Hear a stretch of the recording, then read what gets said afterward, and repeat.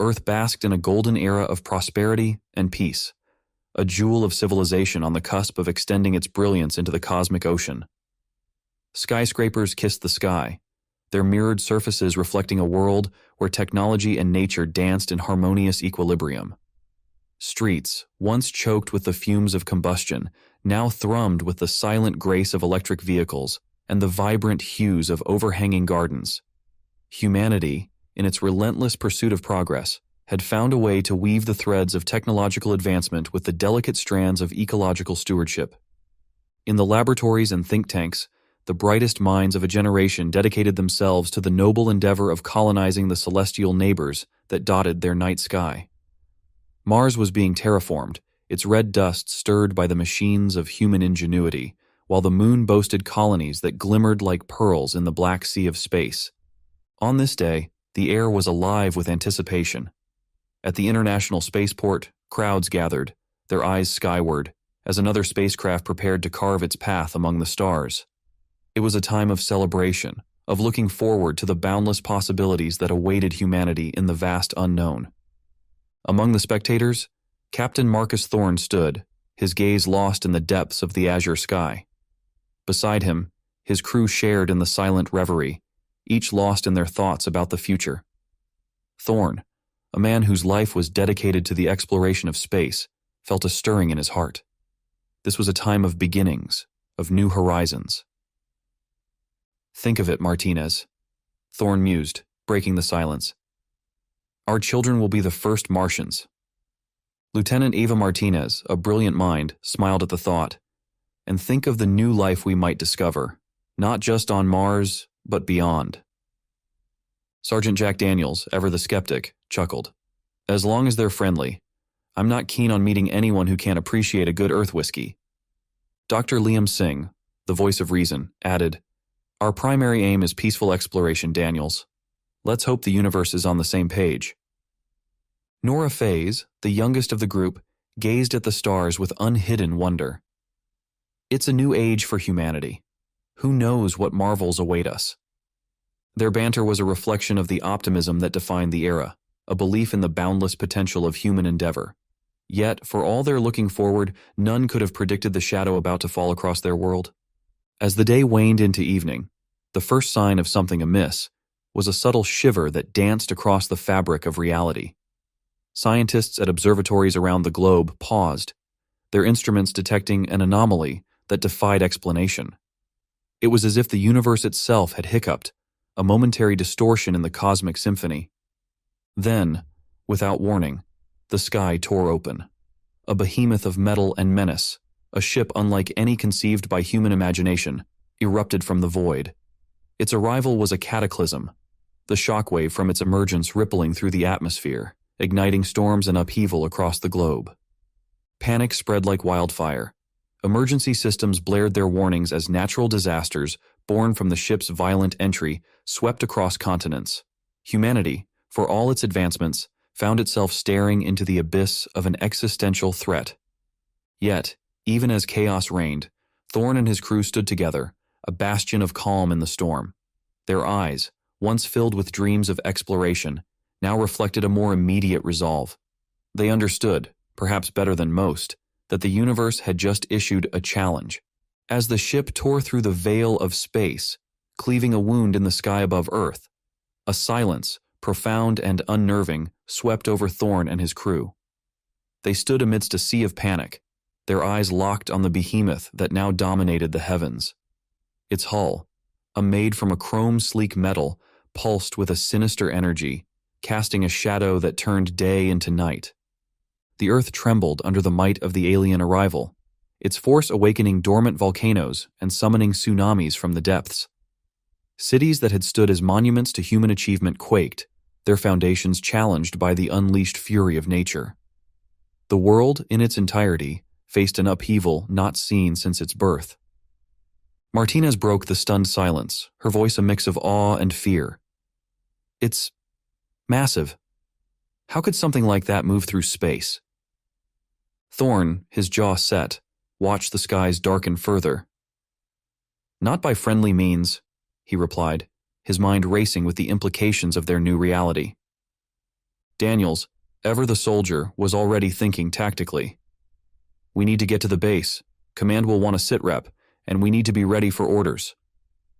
Singh, his usual calm demeanor strained, nodded. There will be casualties. We need to prepare for the worst. FaZe, usually vibrant and full of life, stood quietly, her eyes reflecting the chaos that unfolded around them. This changes everything, she whispered, more to herself than to her companions. The group hurried towards the nearest military transport, their path illuminated by the eerie light that emanated from the alien ship. As they drove, the radio crackled with frantic messages, a cacophony of voices that spoke of confusion and fear. The ship's emitting some sort of energy field. Our electronics are going haywire, came a panicked voice over the comm. Another followed, desperate and hurried. All units, be advised. We have reports of changes in people, some sort of infection. Keep your distance. Thorne's grip on the steering wheel tightened. The Mechron, how they were later known, were not merely a threat from the sky. Humanity was not just at war with an alien force, but with itself. As they neared the base, the full scale of the disaster became apparent. The once bustling military installation was in disarray, its personnel scrambling to mount a defense against an enemy they couldn't begin to understand. Upon their arrival, Thorne and his crew were ushered into a command center, alive with the buzz of activity and the glow of screens displaying the unfolding catastrophe. General Hayes, a man who had seen conflict but nothing of this magnitude, greeted them. Thorne, your team is here. Good. We need every capable hand. This situation is beyond anything we've prepared for. Thorne met the general's gaze, his resolve clear. What are our orders, sir? Hayes looked out over the operations floor, where maps and live feeds painted a grim picture of global chaos. Survive, and find a way to fight back. We're gathering intel, but it's not looking good. Those things, they're deploying troops, and our conventional weapons are barely scratching them. Martinez stepped forward. General, if we can get our hands on their tech, there might be a chance to reverse engineer something useful. Hayes considered this, then nodded. Do it. Anything you can learn could be the key to turning this around. Thorne, I'm tasking you and your crew with reconnaissance. We need to know what we're dealing with. As they left the command center, the crew steeled themselves for the mission ahead.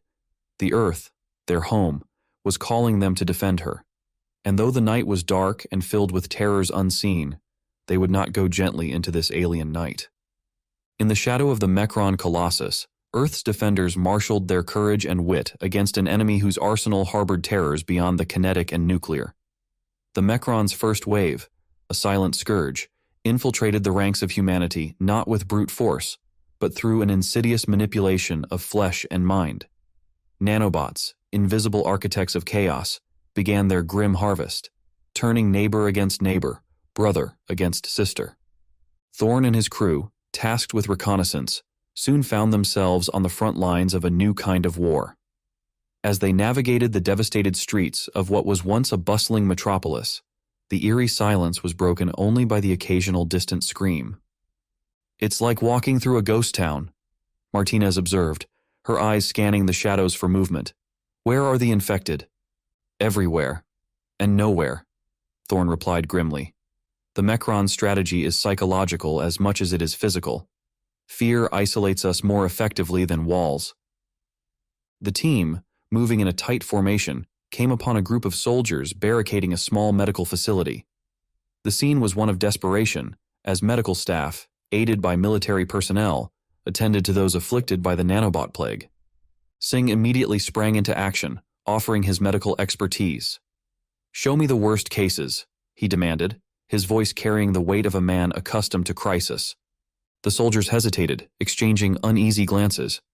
Doctor, one began, his voice laced with fear. These people, they change. We've had to contain them. Understanding the gravity of the situation, Singh nodded solemnly. Time is against us. Show me. Inside, the team was confronted with the harsh reality of the Mechron's weapon. Men and women, their bodies racked by the internal struggle against the nanobots, lay in varying stages of transformation. It was a grotesque tableau, a testament to the enemy's cruelty. FaZe, maintaining a brave front, turned to Daniels. How can we fight something that turns our own people against us? Daniels, checking the charge on his weapon, replied, We fight smart. We adapt. It's what we do best. Martinez, meanwhile, was examining a piece of Mecron technology salvaged from a skirmish. If we can understand their tech, maybe we can find a weakness, something to give us an edge. Thorn, overseeing the operation, knew the stakes. Let's focus on containment and cure. Singh, do what you can here. Martinez, I want a full analysis of that tech. The rest of you, secure the perimeter. We're not just fighting for control, we're fighting for humanity's soul. As Singh delved into the medical mystery, employing every bit of his knowledge to stem the tide of transformation, Martinez pored over the alien tech, her mind racing to unlock its secrets. Meanwhile, Thorn, Daniels, and FaZe established a defensive perimeter, each lost in their thoughts about the days ahead. But sadly, there was no way to stop the nanobot menace. The transformations kept on happening, even accelerating its pace, and finally, with a heavy heart, they had to put the infected down before the virus could change them forever. It also wasn't an easy task, as the transformation only took a couple of hours to complete. In the wake of Earth's initial chaos, amidst the ruins of what once was, Captain Marcus Thorn emerged as a military leader. With the world reeling from the Mecron assault, his was the voice that cut through the despair, rallying the scattered and demoralized forces of Earth to stand united against the invaders. The task was monumental, yet Thorn approached it with a pragmatism that inspired confidence. He convened a meeting, bringing together his trusted crew and key figures from around the globe. The room, lit by the soft glow of emergency power, buzzed with a mix of languages and ideas. It was Earth, united in purpose. Martinez, Singh, Daniels, FaZe, Thorn began, addressing his core team. You've already proven your worth 100-fold, but the task ahead will demand even more from us. We're not just fighting to survive, we're fighting to win. Martinez, ever the scientist, was already deep in thought about the Mecron technology they had encountered. Our enemy is advanced to the point of near invincibility, but it's not yet invincible. Their tech has weaknesses, we've seen them fall. Our job is to exploit those vulnerabilities. Singh, who had been tirelessly working on a treatment for the nanobot infected, added, And I'm close to a breakthrough. A way to not only slow the infection, but potentially reverse it. It's not a cure, not yet, but it's hope. Daniels, with a soldier's clarity, focused on the immediate challenge. Hope's good, Doc, but we'll need more than that to get close enough to use whatever intel Martinez pulls from their tech. This is a war of shadows now. Hit and run. Sabotage. FaZe the communicator understood her role was more crucial than ever. And it's not just about fighting. It's about connecting, ensuring every group, every resistance cell knows they're not alone, that we're fighting together. Thorn listened, nodding in agreement with each point. Exactly. Unity is our strength. The Mecron have superior technology, but we have something more powerful. We have a cause worth fighting for. As the meeting progressed, the conversation shifted from strategy to tactics, from broad strokes to the minutiae of guerrilla warfare. Each member of Thorn's team was tasked with assembling their units, drawing on specialists from across the globe. Warriors, engineers, medics, pilots, all were called upon to lend their skills to the cause. In the days that followed, Thorn's message of resistance spread. Broadcasts carried his words to every corner of the earth. People, once paralyzed by fear, began to mobilize. Finding strength in the knowledge that they were not facing the darkness alone, we might have lost half the planet, but the line is drawn here. The creation of Thorn's team symbolized more than just a military response. It was a beacon of hope. It reminded humanity that in the face of overwhelming odds, they were not defined by their fear, but by their courage. Training commenced, with each member of the team honing their skills and knowledge about the enemy. The atmosphere was one of grim determination, punctuated by moments of levity that served as reminders of what they were fighting for. Daniels, in a moment of respite, managed to lighten the mood. Remember, folks, if you see a Mecron, aim for the shiny parts. They hate that. Martinez retorted, but they are entirely chrome from top to bottom. Daniels quipped. Exactly, makes them hard to miss. The laughter that followed was a brief but necessary relief.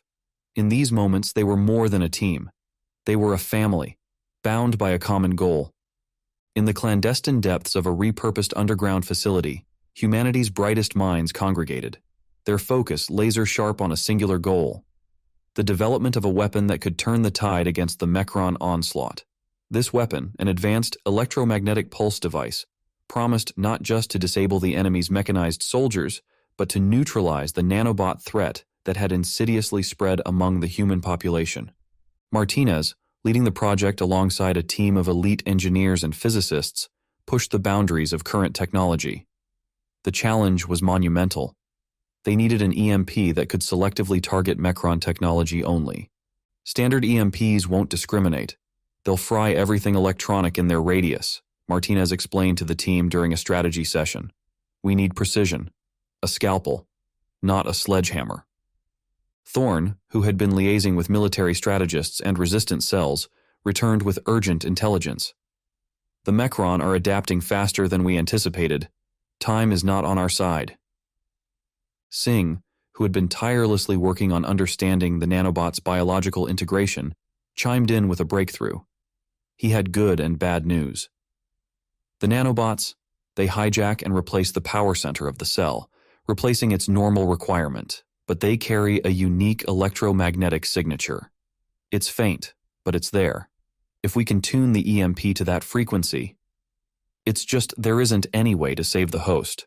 Once the transformation starts, there isn't any stopping it. The days that followed were a blur of activity. The facility, a hive of purposeful chaos, saw scientists and engineers working around the clock, their efforts punctuated by the occasional sound of Faye's attempts to keep morale high with her playlists of Earth's music, a reminder of the world they were fighting to save. In a corner of the lab, amidst a tangle of wires and prototype EMP devices, Martinez and her team conducted test after test. Failure followed failure, but with each setback, their resolve hardened. Finally, after days of relentless effort, a prototype showed promise. Gathered around a test chamber, the team watched through reinforced glass with an infected drone inside. Martinez activated the device. A pulse of light, silent but intense, filled the chamber. The drone dropped harmlessly to the floor, its nanobot controllers rendered inert. Thorne, ever the stoic leader, allowed himself a smile. This is it, our turning point. Singh, looking at the disabled drone, mused, "We're giving humanity its fighting chance." Faze, capturing the moment on a makeshift recording device, declared, "Let's make sure history remembers this, the day we outsmarted our invaders. But the cost for victory will be high." As they prepared to move from testing to deployment, the team understood the gravity of their achievement. The EMP device was a beacon of hope. But more than that, it was a symbol of humanity's unwillingness to yield, to bend the knee to an alien oppressor. Thorne, gathering his crew, laid out the next steps. We need to manufacture these devices in numbers, distribute them to resistance cells, and train them on their use. This weapon changes the game, but it's just the beginning. Our fight continues. The task ahead was daunting, but for the first time since the Mechron invasion began, humanity had a weapon that could level the playing field. The designs then were quickly distributed across the world and used in combat. A few weeks later, the air was thick with anticipation as Thorne and his team donned their specialized gear, each piece a marvel of human engineering designed to protect them from the dangers they would face aboard the Mechron scout ship. The plan was audacious, bordering on the insane, to infiltrate the very heart of the enemy's vanguard, gather intelligence, and, if possible, deliver a crippling blow to their operations on Earth. "Remember, stealth is our ally. We can't outgun them, but we can outthink them," Thorne briefed his team, his voice a steady beacon of resolve. Martinez adjusted her equipment, her mind racing with the potential scientific discoveries that lay ahead, despite the danger. Let's make sure to collect whatever data we can. Their technology could be the key to ending this war. Singh, carrying medical supplies, nodded. And let's try to come back in one piece. I'm not interested in becoming a case study for future medical students. Daniels, checking his weapons, grinned. I'm more interested in making those Mechron scrap metal. Let's show them what human ingenuity looks like up close. The approach to the Mechron scout ship was a masterclass in precision flying, courtesy of their pilot, who navigated the debris and defense systems with a skill that belied the gravity of their mission. As they docked in a seemingly abandoned section of the ship, the magnitude of their task became palpably clear. They were in the belly of the beast, and it was huge. Inside, the ship was a labyrinth of corridors and chambers, all emanating an unsettling hum, the sound of a machine alive with malevolent purpose. The air was sterile, devoid of the warmth of human habitation, a stark reminder of what they faced. Their first encounter with the Mechron drones was a testament to their preparation. Daniels, without missing a beat, dismantled them with surgical precision, their components falling to the ground with a clatter. "Nice," Martinez whispered, her eyes scanning the room. "Every piece of this puzzle brings us closer to understanding them." As they delved deeper into the ship, Singh's medical expertise saved them from what appeared to be a swarm of nanobots. A sealed chamber, when opened, released a cloud of the microscopic machines. Quick thinking and a portable EMP device neutralized the threat before it could take hold. "This is what they brought to our planet," Singh said, a mix of anger and determination in his voice.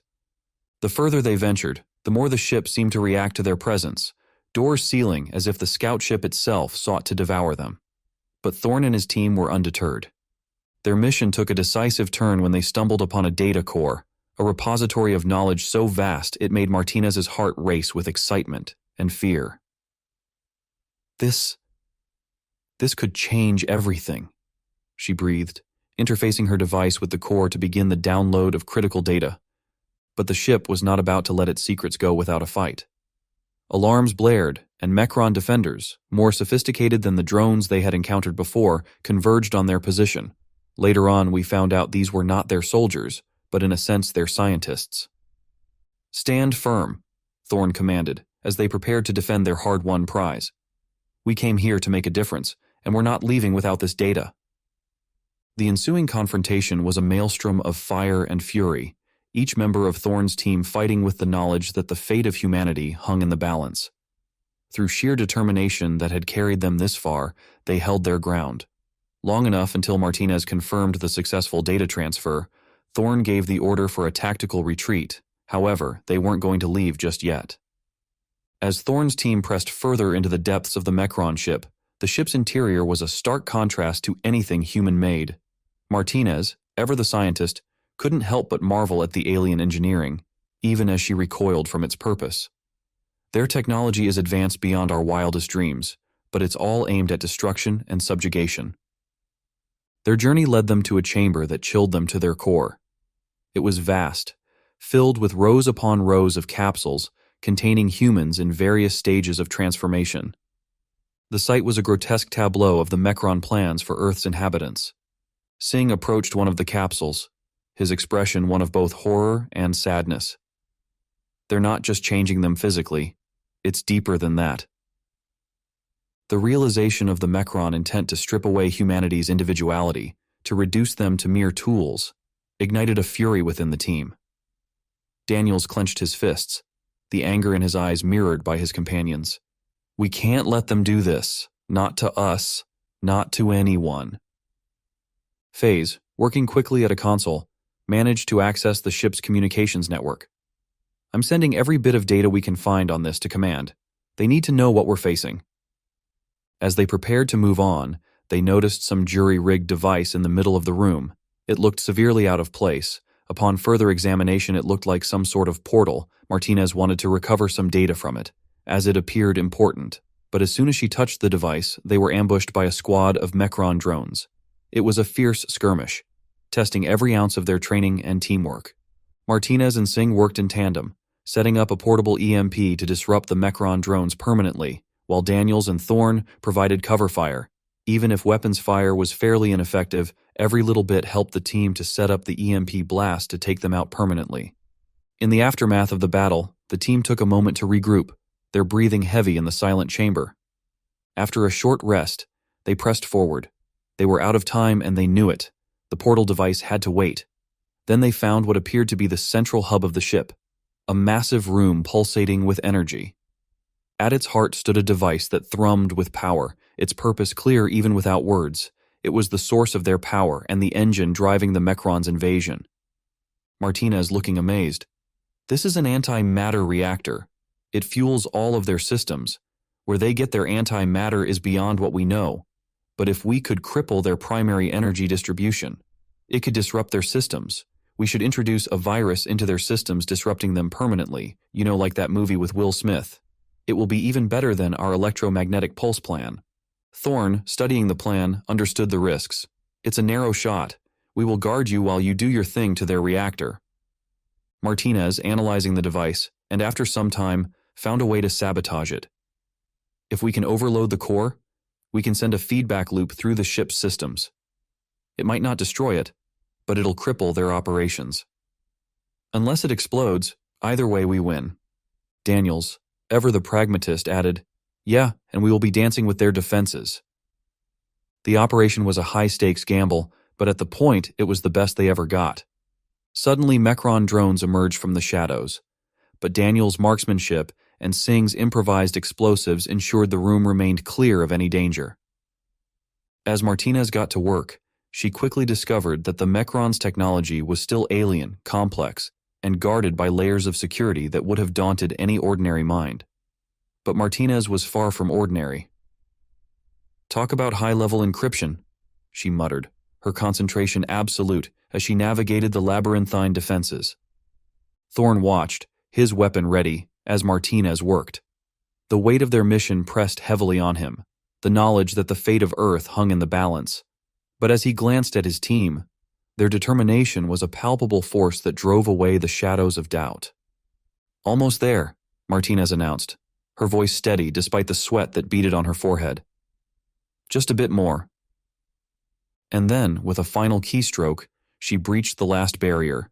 The node accepted her commands, and she quickly initiated the virus. Almost immediately, the ship's hum of activity began to falter, its lights flickering as the corrupted commands spread through its systems. "We've got it," she breathed, a triumphant smile breaking through the tension. "The virus is in place." The effect was immediate and dramatic. Across the ship, Mecron units stalled, their systems overwhelmed by the cascading failures of their power source. It was a moment of victory, but the team knew it was only the beginning of the end. As they made their escape, the ship convulsed around them, its internal conflicts a mirror of the battle that had raged for Earth. They emerged into the night, the Mecron ship a dying behemoth behind them. Its threat to humanity ended. Their return to the command center was met with cheers and relief. Yet, in this moment of victory, Thorne and his team had turned the tables on an enemy that had seemed invincible, using their ingenuity, courage, and unity to strike a blow for humanity. "Today we fought back," Thorne declared, his team gathered around him. "Today we showed them that Earth will not fall quietly, and we will keep fighting until the very end." In the wake of the monumental breakthrough that had brought Earth to the brink and back, the planet stood wounded yet unbroken. Cities lay in ruins, the price of survival, but the spirit of humanity had never been more alive. From the ashes of destruction rose a collective resolve to rebuild, to heal not just the scars of war, but the divisions that had once fragmented the world. The reconstruction of Earth was not just physical. The Mecron technology, once a harbinger of doom, was repurposed to power cities, heal the sick, and bridge the gap. Humanity's leap forward was not born of conquest, but of survival and the shared dream of a better tomorrow. As the planet healed, so too did its people. Earth, once a silent observer in the galaxy, now raised its voice to share its story of resilience, of a people who faced annihilation and emerged not just survivors, but as guardians of their world. The conflict with the Mecron had concluded, yet our struggle against them was only beginning. Based on our estimates, we had roughly 300 years to fortify and reconstruct before the arrival of the next onslaught. While we disabled the ship, it managed to transmit a distress signal into the depths of space, an action previously unnecessary for them and one they would not overlook in the future.